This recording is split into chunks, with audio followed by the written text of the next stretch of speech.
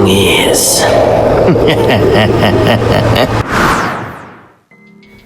Hoy Pedro, tingnan mo na nga ang daan. Kanina pa ako kinakabahan, pakiramdam ko eh.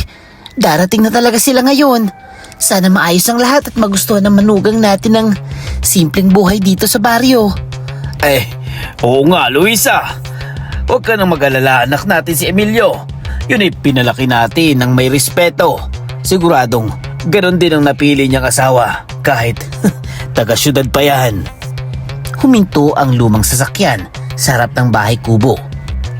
Bumaba si Emilio na may ngiti. Kasunod naman si Giselle na naka-high heels at may hawak na mamahaling bag. Tay, Nay, nandito na po kami. Pasensya na po ha, traffic kasi sa bayan. Emilio, ito na ba yung bahay ninyo? Ang liit naman. Parang hindi ako makahinga dito. Saka ba't puro kawayan, parang anytime babagsak to eh. Naku iha, pasensya ka na ha. Ito lang ang kaya namin pero malinis naman at tahimik dito. Malayo sa gulo ng syudad. Tahimik nga. Sobra namang tahimik. Parang walang buhay. Ba't ganito? Wala man lang signal tapos mainit pa. Kailangan ko ng aircon. Iha, ganito ang pamumuhay namin. Simple lang pero payapa. Kung hindi mo gusto pwede ka naman mag-adjust, di ba? Mag-adjust? Tay, ang hirap naman yata niyan. Sanay ako sa convenience. Saka, ba't kailangan ko pang kumuha ng tubig sa poso? May gripo naman sa Maynila, di ba? Napatingin si Isabel, ang kapitbahay, kay Luisa na parang may babala sa mga mata. Hoy, tandaan mo iha, ang yabang may kapalit. May mga matang nakatingin kahit hindi mo nakikita. Ay naku, drama nyo lang yan. Hindi ako natatakot sa multo kung anuman. Gabi, tahimik ang paligid. Lumuhod si Luisa sa harap ng maliit na altar. Panginoon, gabayan mo po ang pamilya namin.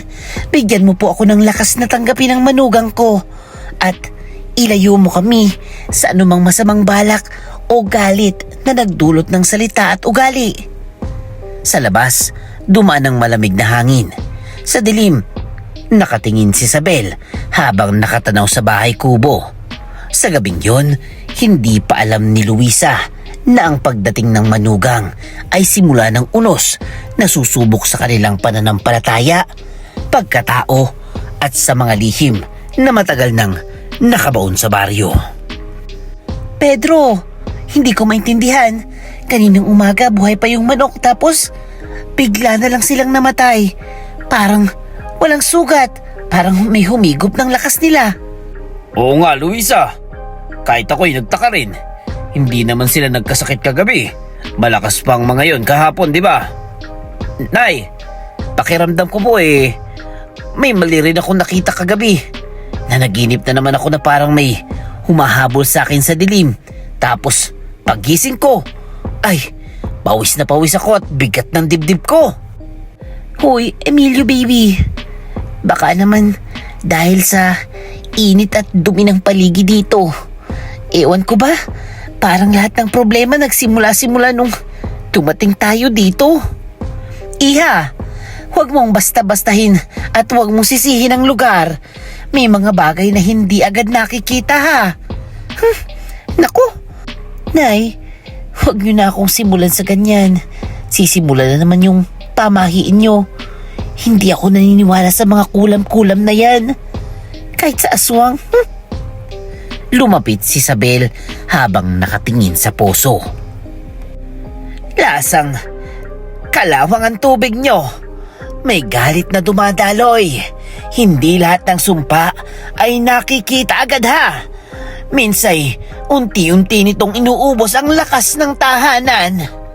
Lola, sobra na kayo. Parang gusto nyo talagang takutin ang sarili nyong pamilya. Nakakatawa talaga kayo. Fiesta sa baryo. May nagtitinda ng mga anting-anting at rosaryo. Iha!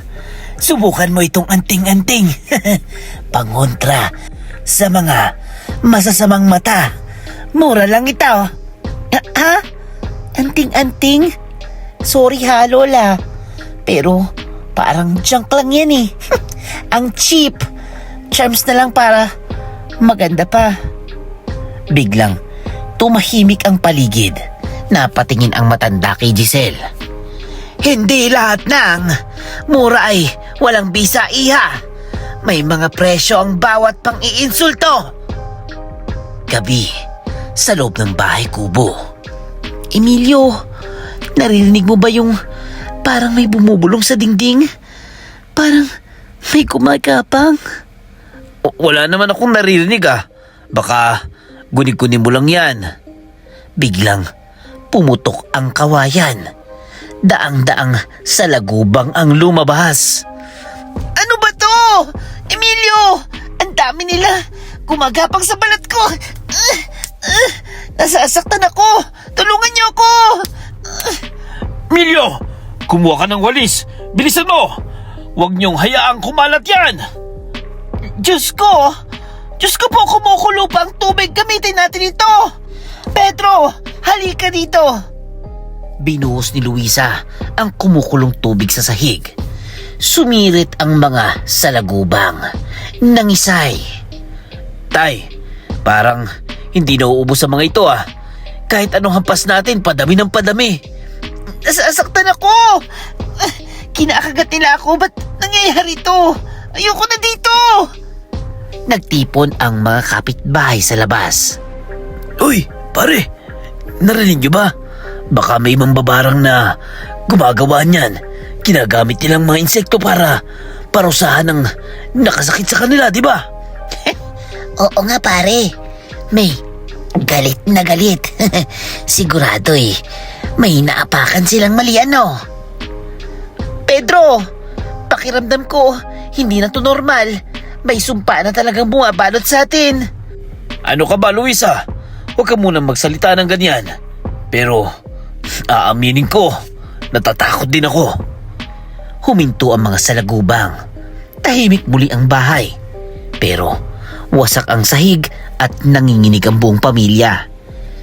Hindi ako naniniwala sa kulam. Pero kung sino man ang gumagawa nito, sobra na kayo. Ayoko na dito. Iha, may mga bagay na mas malakas kaysa sa paniniwala. Oh, hindi paniniwala at ngayon nararamdaman na natin yon. Alam mo ba yun, Iha?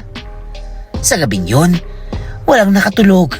Sa bawat langit-ngit ng kawayan at bawat ihip ng hangin, may takot na gumagapang sa kanilang puso. Sa dilim, may mga matang nagmamasid. At ang sumpa, totoo man o hindi, ay nagsimula ng magpakita ng pangil. Mang Diego, di ko na po alam ang gagawin ko. Sunod-sunod na po yung nangyayari sa amin. Namamatay yung mga alaga namin. Ang asawa ko, kung ano-ano na nakikita. At kagabi po, may mga salagubang na parang sinuka mismo ng bahay namin. Emilia, matagal na akong albularyo at bihira akong makarinig ng ganyang palatandaan. Malinaw na may galit na nilalang na gumagalaw laban sa pamilya ninyo. At hindi ito basta-bastang sakit o malas lamang. Pero, Mang Diego, maawa na po kayo. Hindi ko na maprotektahan ang pamilya ko. Pakiramdam ko may nakadikit na masamang mata sa aming tahanan. Hay, tahimik lang kayo at harapin natin ito isa-isa. Pero tandaan ninyo, may sumpang hindi basta-basta nawawala kung hindi inaamin ang kasalanan. Pinainit ni Mang Diego ang kandila at tinunaw ang wax. Saka dahan-dahang pinatak sa mangkok ng tubig. Tingnan ninyo ang anyong ito. Hindi ito basta hugis lamang. Malinaw na mukha ito ng isang babaeng galit ang mga mata at mabigat ang loob. Malinaw na may isang mangkukulam na nasaktan at gumaganti ngayon. Babae? Pero sino babae yun? Mang Diego, wala namang kaming inaway dito sa baryo Hoy, Pedro, minsan hindi kailangan ng away. Sapat ang yabang at pangmamaliit at kawalan ng respeto upang magising ang kulam. Ang mga mangkukulam ay madalas umaatake sa mga taong nakagawa ng kasalanan kahit sa salita lamang. Hindi ako naniniwala dito. Pero ba't parang nahihilo ko, Mang Diego?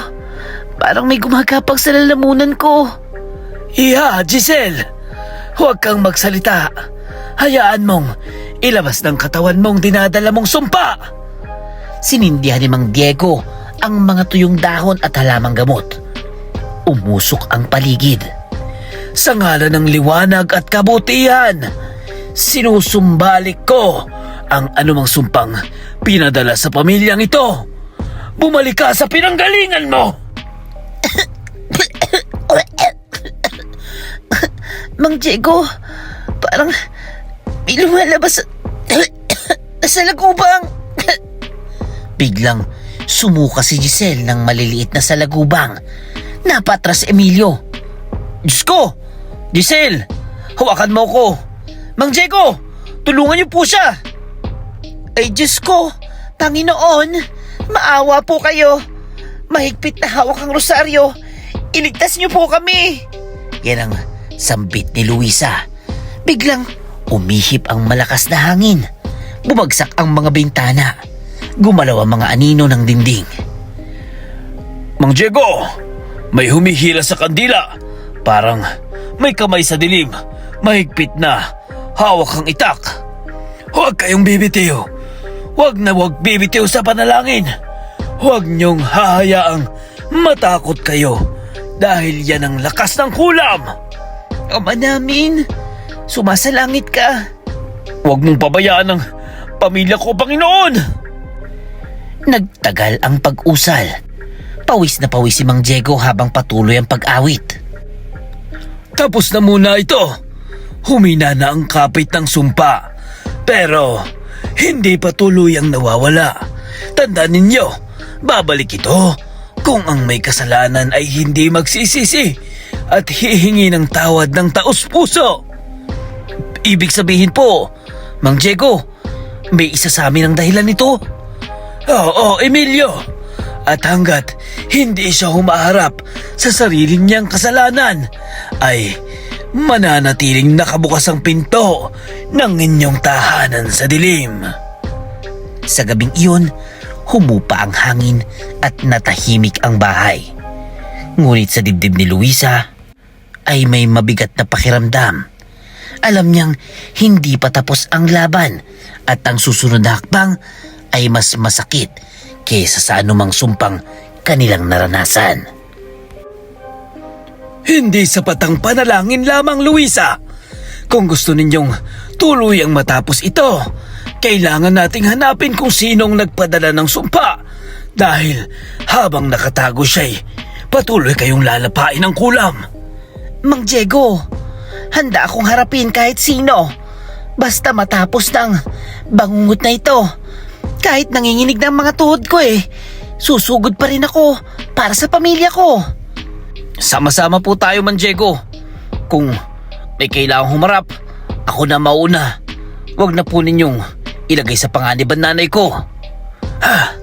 May narinig akong bulong tungkol sa isang kubo doon sa Bakawan. Madalas makita ang mga gumagawa ng lihim na ritual doon. Nagsasama ang tubig, alat at sumpa. Malalim ang putik habang naglalakad sila sa gitna ng bakawan. Humahampas ang hangin at tila may sumusunod na yabag. Mang Diego, pakiramdam ko may matang nakatingin sa atin.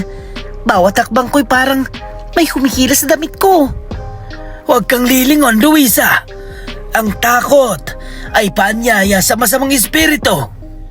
Huminto sila sa harap ng isang kubong kawayan.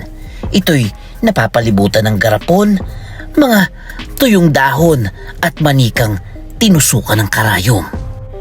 Hindi kayo basta naparito. Alam kong may bitbit kayong galit at syempre takot.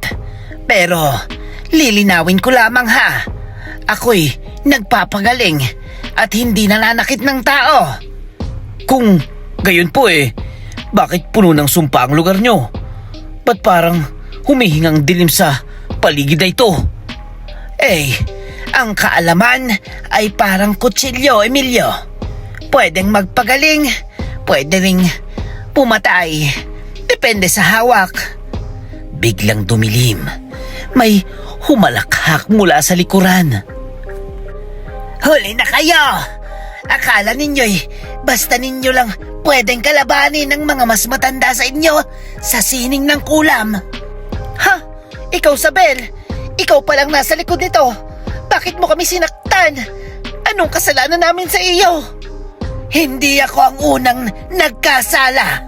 Ako lamang ay gumanti. At ang yabang ay laging may kabayaran. Hinagis ni Sabel ang pulbo sa hangin. Sumabog ito sa berdeng apoy.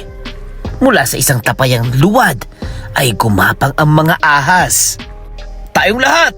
Umatras kayo! Nay! Mang Diego! Ako na bahala dito! Iwinasiwas ni Emilio ang itak. Naputol ang katawan ng isa. Ngunit dumami pa ang gumagapang. Panginoon! Tulungan niyo po kami! Huwag niyo po kaming pabayaan! Sa ngalan ng liwanag at dugo! Itigil mo ito, Sabel! Sapat ng takot na iyong binibigay! Huli na! Huli na ang lahat, Auring! Hindi na sila ligtas!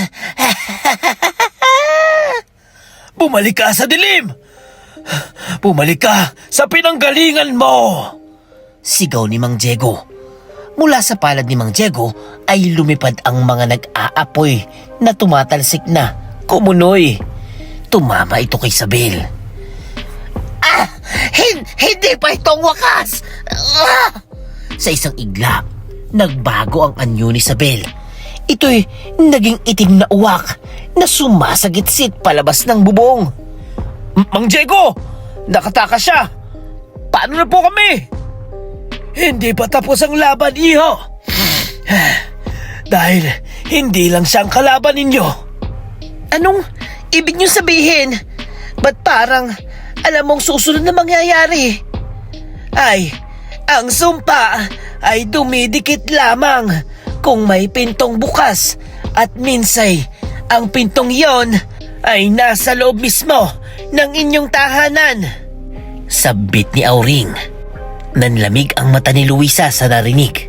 Sa gitna ng bakawan, sa pagitan ng usok at putik, unti-unting nabuo ang katotohanan na ang tunay na ugat ng sumpa ay mas malapit kesa sa kanilang inaakala. Nay Luisa, hindi ko na po kaya tingnan tong mga braso ko. Parang nasusunog ang balat ko. May mga paltos na lumalabas at tuwing pipikit ako, may mga bungo akong nakikita sa dilim. Parang may nakatingin sa akin. Anak, magpahinga ka lamang dito. Kami ang bahala sa'yo. Huwag kang bibigay kahit na nangihinig na ang kamay mo. Hindi kita iiwan ano man ang mangyari. Nay, nasusuka. Parang may gumugulong sa sikmura ko. Simula pa to, kaninang hapon hindi ako makatayo ng maayos. Parang may humihila sa loob ko. Emilio anak, humawak ka sa balikat ko. Pero patawad anak, parang ako naman ang nawawalan ng lakas. Nanginginig na ang tuhod ko at parang may bumabalot na yelo. Huwag kayong maghiwa-hiwalay ngayon. Mas mahina ang katawan ninyo. Mas madaling makapasok ang sumpa. At mukhang nagmamadali na ang kalaban ninyo. Hating gabi, umuugong ang bubong. Lumalangit-ngit ang mga kawayan. Pedro, naririnig mo ba yan? Parang may gumagapang sa kisame. Parang may bumubulong sa dingding. Oo, Luisa. At hindi ko gusto ang tunog na yan. Ihanda mong ita ko kung sakaling may biglang lalabas. Biglang bumuka ang mga siwang ng dingding. Daan-daang gagamba ang gumapang palabas. Aray! Huwag niyo akong pabayaan. Nasa kama ko sila. Nasa buhok ko. Tulungan niyo po ako. Diyos ko! Ang dami nila! Parang itim na ulang gumagalaw! Mang Diego! Sindihan natin ang mga sulong ngayon na!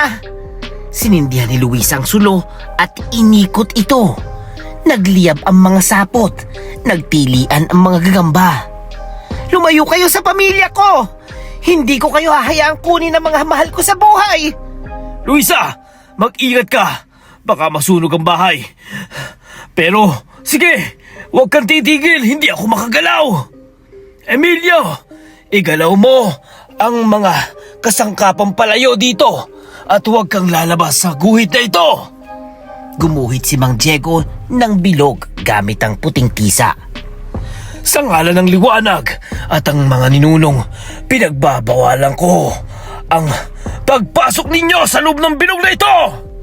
Tuwing tatama, ang mga gagamba sa guhit, nag-iinit at natutuyo ang kanilang katawan. Mang Diego, parang may tumatawa. Narinig ko ito sa labas. Hindi ito normal. Oo, dahil gusto nilang masira ang loob ninyo. Gusto nilang lumuhod kayo sa takot. Ipakita mong sarili mo. Huwag kang magtago sa likod ng mahayop at dilim.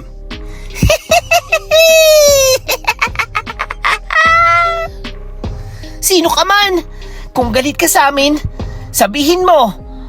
Ang kasalanan namin ay huwag mong idamay sa pamilya ko. Mas malakas na halakhak ang sumagot. Biglang huminto ang mga gamba at nagsipagtago. Mang Diego, tapos na ba? Nanginginig pa rin ang buong katawan ko. Parang may lamig sa loob ko. Hindi pa ito ang huli. Ngunit nabigo silang kunin kayo ngayong gabi. Umaga, tahimik na ang paligid. Wasak ang sahig, may bakas ng abo at tuyo na ang mga gagamba. Pedro, tingnan mo ito. May iniwan pa sa pintuan. Ano yan? Isang papel na uling lamang ang ginamit. Ngunit mabigat ang mensahe. Ano yan, Tay? Akin na, babasahin ko. Ang respeto ay pinaghihirapan. Anong ibig sabihin nito, Mang Diego? Ibig sabihin nito, hindi lang kayo pinaparusahan, kundi tinuturuan hanggat hindi nauunawaan ang aral lalong lalalim ang sumpa. Ibig sabihin, kasalanan ko to? Kasalanan ko lahat to kung may nagawa man akong mali. Handa akong itama to. Pero natatakot na ako, Emilio baby. Anak, ang unang hakbang ay pag-amin. Pero may mas malalim pang ugat ang sumpang ito. Tama si Luisa. At ngayon, malinaw na ang kalaban ninyo ay hindi lamang naghihiganti, kundi gustong yumuko ang puso ninyo sa pagpapakumbaba. Sa araw na yon, kahit sumikat ng araw, nananatiling mabigat ang ulap sa kanilang tahanan. Ang sumpa ay hindi na lamang takot at sakit, kundi isang aral na unti-unting humihigpit. At sa likod ng katahimikan, may matang patuloy na nakamasid. Hinihintay kung sino ang unang luluhod sa pagsisisi o kapahamakan. Nay Luisa, hindi ko na kayang itago to. Pakiramdam ko kung ugat ng lahat ng ito. At kung hindi ko sasabihin, baka tuluyan na kaming mapahamak. Iha, magsalita ka na. Walang lihim na gumagaling sa katahimikan. Kahit masakit pakinggan handa akong makinig. Bago po kami ikasal ni Emilio, natakot ako. Sobrang natakot akong maagaw siya ng pamilya. Mas mahal niya kayo kaysa sa akin Kaya pumunta ako sa isang manghuhula sa lungsod. Sinabi niyang mangkukulam siya at may paraan daw para hindi na bumalik ang loob ni Emilio sa inyo. Diyos ko! Iha! Ano bang pinasok mo? Sinasabi niyang kailangan kong maliitin kayo. Bastusin ang pamumuhay ninyo at iparamdam kay Emilio na walang halaga ang pinanggalingan niya para tuluyan siyang kumapit sa akin. Ang yabang ko raw ang magsisilbing kandila ng sumpa. Kaya pala, parang ibang ugali mo. Simula nang dumating ka parang hindi ikaw ang nagsasalita kundi galit na hindi galing sa iyo. Giselle, bakit hindi mo naman sinasabi sa akin ito noon? Bakit mo kinailangan pang saktan ng mga magulang ko. Dahil duwag ako, Emilio. Akala ko, pagmamahal ang ginagawa ko pero kontrol para yun. At ngayon ko lang naiintindihan na ang kulam na nananakit ng inosente ay laging bumabalik sa mga gumagawa. Tama ang sinabi mo, Iya. Maraming mangkukulam ang nagpaparusa sa mga mandaraya, magnanakaw at mga ninira ng ugnayan ng pamilya. At ang ginawa mo'y pasok sa kasalanang iyon. Ibig sabihin ba nito nadamay kami sa maling desisyon mo? Pero hindi kita isusumpa sapagkat nakita kong pagsisisi mo, anak. Tay, Nay, patawarin niyo po ako. Hindi ko intensyong mapahamak kayo. Nadala lang ako ng takot at maling payo. Iha, ang kapatawaran hindi madali. Ngunit mas mabigat ang sumpang dala ng galit. Pinipili kong patawarin ka, Iha, para sa kapayapaan ng lahat. Ang kailangan pa rin nating harapin ay ang pinanggalingan ng kulam. Kaya babalik tayo kay Auring upang tuluying putulin ito. Sa tabi ng ilog, bago magbukang liwayway, ay, alam ko ng totoo, Giselle. At hindi ka namin agad sinaktan dahil sinusukat namin kung marunong ka bang magsisi. Ang matandang babaeng inalipusta mo sa pista, ang tunay namang kukulam. At si Isabel, ang kanyang kasangga. Ano pong kailangan kong gawin para matapos na to? Handa kong tiisin ang kahit ano. Lola Auring, tulungan niyo kami. Maligo ka sa ilog sa pagsikat ng araw. Basagin mo ang tapayang naglalaman ng gayuma at banggitin mo ang taus-pusong paghingi ng tawad sa pamilyang sinaktan mo. Lumuhod si Giselle sa ilog. Nanginginig ang katawan. Umihingi ako ng tawad sa lupa, sa tubig at sa pamilyang aking hinamak. Binasag ko ang sumpang sinimulan ko. Binasag niyang tapayan. Kumalat ang laman. Unti-unting gumapang palayo ang mga salagubang at naglaho ang paltos. Giselle, nawawala na yung mga sugat mo. Gumagaan ang hangin. Salamat po, Panginoon. Binalik yung kapayapaan sa aming tahanan. Nay, Tay, pangako ko po, mula ngayon, igagalang ko ang buhay dito. Ang lupa nyo, kaugalian, at syempre ang pamilya ninyo. Kung gayon, tunay ka ng anak ng tahanang ito. Sa pagsikat ng araw, tuluyang humupa ang dilim. Ngunit ang aral ay nananatili. Ang pagmamahal na may halong takot at yabang ay nagiging sumpa. At ang tanging pagpapakumbaba lamang ang susi sa tunay na kapayapaan. Nay Luisa, tikman niyo po muna ito. Sinunod ko talaga yung paraan niyo ng pagluto. Ng gulay, ng karne. Hindi ko na pinakailaman. Mas masarap pala pag simple lamang Giselle, Iha, tingnan mo nga naman. Kung minsan kailangan mo nang masaktan bago matutong rumispeto, ano? At ngayon, marunong ka na rin magbabad ng palay. Hindi ka na takot madumihan ang kamay mo. Tay, natutunan ko na po na hindi kahihiyan ng pawis kundi biyaya. Tumawa ang pamilya. Tahimik ng gabi. Maya-maya, napansin ni Luisa ang mahina, ngunit pamilyar na bulungan. Pedro, narinig mo ba yun? Parang may nag-uusap sa ilalim ng puno naman ka. Hayaan mo na, Luisa. Baka hangin lang yan at magpahinga ka na lamang. Hindi mapalagay si Luisa. Lumabas siya at dahan-dahang lumapit sa puno. Tandaan mo, Selena, ang kulam ay hindi laruan. May kapalit ang bawat tawag sa dilim.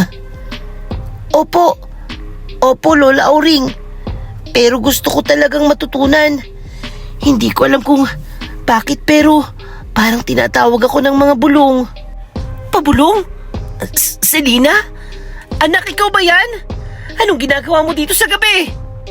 Nay, huwag po kayong magalit. Nakikinig lang po ako kay Lola Auring. Gusto ko lang matutunan yung tungkol sa mga halamang gamot. Luisa, matagal ko nang alam na susunod ka rito at hindi ko itinatanggi. Ang totoo panahon na rin para malaman mo ang totoo. Anong sinasabi mong totoo? Auring, ba't kasama ka ng anak ko at parang may tinatago kayong dalawa? Ang sumpang dumapo kay Giselle ay naputol, ngunit hindi tuluyang nawala. May hibla ng kulam na nananatili sa dugo ninyong pamilya, lalo na sa linya ni Emilio. Ibig sabihin, hindi pa tapos ang panganib? Auring! Nay, hindi po ako natatakot. Pakiramdam ko po kaya ko itong kontrolin. Gusto ko lang maintindihan ang kapangyarihang to. Anak, ang kapangyarihan? Hindi inuunawa ang nagiging sumpa. Huwag mong paglaruan ng mga bagay na hindi mo kayang pakawalan. Ngunit, minsan, ang kaalaman ay pamana, hindi sumpa. Si Selena ay may dugo ng mga sinaunang manggagamot at mangkukulam.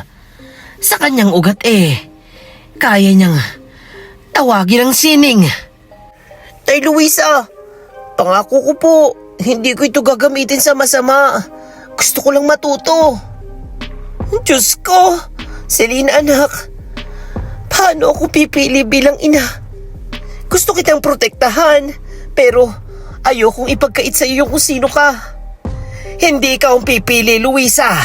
Ang panahon ang magpapasya kung ang batang ito ay magiging tagapagpagaling o tagapagpadala ng sumpa. Lola Auring, tuturuan niyo po ba ako kung paano makipag-usap sa mga espiritu? Anak, Selena, kapag handa ka na at kapag napatunayan mong marunong kang rumespeto sa kapangyarihan. Mula sa dilim, may marahang ihip ng hangin. Kumakaluskos ang mga dahon ng mangga. Ay, Panginoon, gabayan niyo po ang mga anak ko. Si Selena, si Emilio, si Giselle. Huwag niyo po silang hayaang maligaw. Habang naglalakad pabalik si Luisa, alam niyang natapos na ang isang sumpa. Ngunit nagsisimula ang isa pang siklo. Sa likod ng kanyang mga anak ay may liwanag at dilim na parehong nag-aabang. At sa katahimikan ng baryo, muling umalingaw-ngaw ang tanong. Sino ang susunod na hahawak ng kapangyarihan ng kulam? At anong halaga ang babayaran nito?